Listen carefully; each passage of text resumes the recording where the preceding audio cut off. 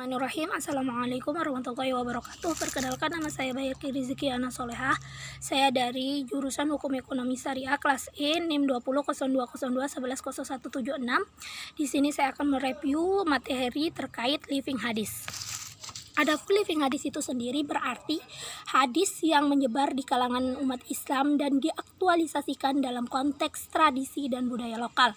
Maksudnya di sini itu hadis yang bisa kita jumpai, yang sudah diamalkan atau yang sudah dilakukan oleh masyarakat itu sendiri begitu. Nah, ya, di sini ada tulisan saya bilang artinya living hadis adalah pengalaman hadis dalam kehidupan umat sehari-hari.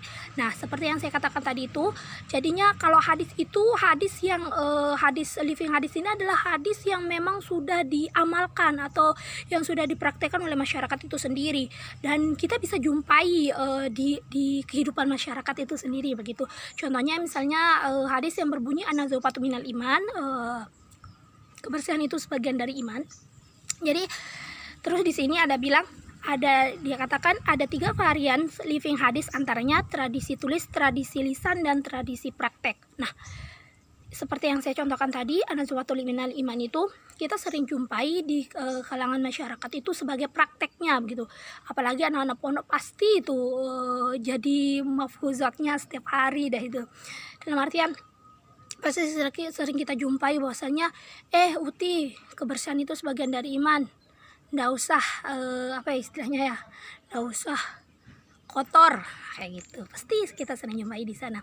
Ataupun banyak kan misalnya hadis-hadis yang ditulis-tulis gitu kan, kayak jimat-jimat. Nah, walaupun itu kan hadis gitu, sering kan kita jumpai di kalangan masyarakat yang seperti itu. Ini tulis hadisnya nanti dapat jodoh, ini tulis terus minum hadisnya nanti sakit perutnya itu hilang. Tapi kalau memang diyakini itu bukan sebagai mitos sih, tapi emang ya seperti itu ya, bisa dikatakan seperti itu gitu. Pendekatan living hadis, adapun pendekatannya adalah pendekatan sejarah, pendekatan sosiologi dan antropologi, pendekatan fenomenologi, dan pendekatan hermeneutik.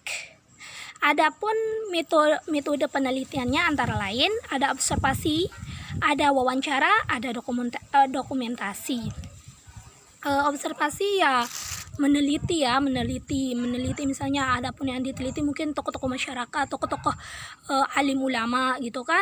Terus tokoh masyarakat yang alim ulama atau tokoh ulama gitu, tokoh-tokoh Islam seperti itulah. Terus wawancara ya bisa mewawancarai para kiai ulama yang memang konteksnya paham terhadap hadis itu sendiri begitu. Dokumentasi ya mungkin lebih kepada istilahnya mengumpulkan file-file atau hadis-hadis itu sendiri begitu. Seperti itu. Terus di sini dijelaskan juga di materi itu selanjutnya dalam review materi kedua dari artikel Saifuddin Zohri Qudsi, Prodi Hadis UIN Sunan Kalijaga, menyatakan beberapa pendekatan kajiannya lebih kayaknya agak mirip ya sama pendekatan yang materi pertama tadi itu ya. Ada fenomenologi, terus ada studi naratif, ada etnografi, ada sosiologi, ada pengetahuan.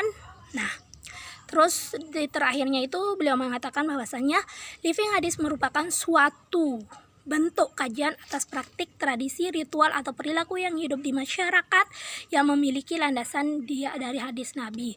Jadinya lebih singkatnya living hadis ini adalah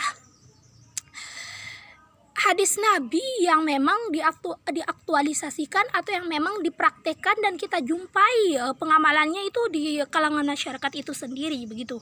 Seperti itu simpelnya living hadis itu. Jadi ya kegiatan ya emang yang bersumber dari hadis itu sendiri yang diaktualisasikan atau yang diamalkan oleh masyarakat itu sendiri begitu. Sekian dari saya, kurang dan lebihnya mohon maaf. Assalamualaikum warahmatullahi wabarakatuh.